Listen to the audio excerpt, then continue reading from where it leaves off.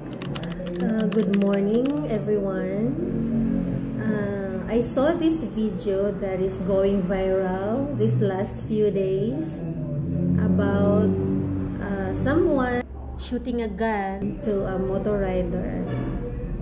Binaril ng car owner ang isang kaaway na motor rider. So, some people are claiming that it is a self-defense, okay?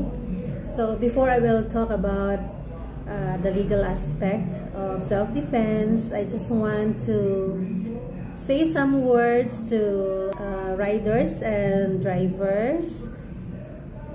It is really important to remain kalmado pag nagda-drive tayo sa kalsada because you know, pag nakakita tayo ng away sa kalsada, it's either tayo ang makasakit to the point na baka mapatay or tayo yung mapatay, diba? So please be reminded to stay calm when driving along the road. Okay, let's talk about self-defense. To establish a valid claim of self-defense, there are three elements. First is the unlawful aggression. This element is very crucial because it means that the victim must have initiated the physical attack and used force that is both unlawful and imminent.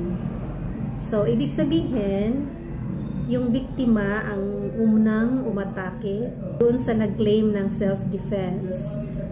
That is unlawful and imminent. So, endanger ang life ng nag-claim ng self-defense. Okay? Now, let's go to the second element. Reasonable necessity of the means employed. This means that the self-defense is reasonably necessary to prevent the danger and the unlawful aggression.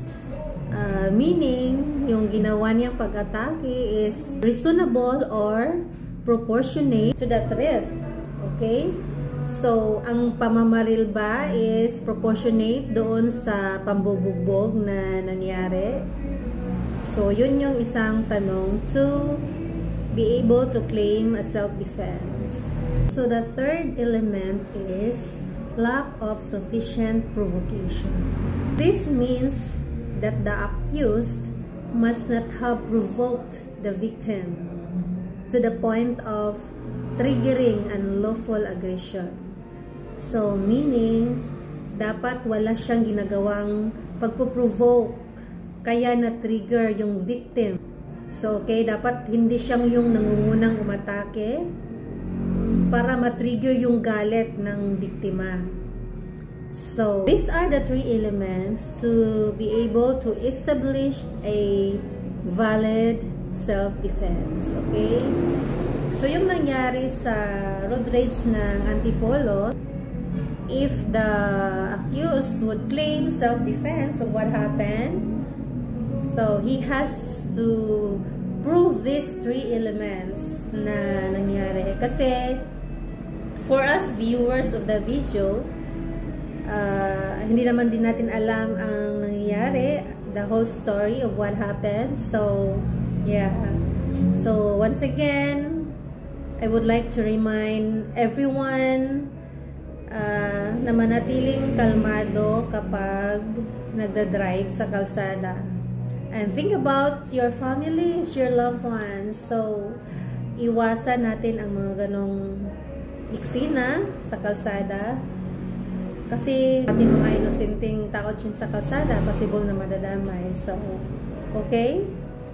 So, let us be mindful and be calm when we are driving. Okay, so that's all and have a nice day ahead.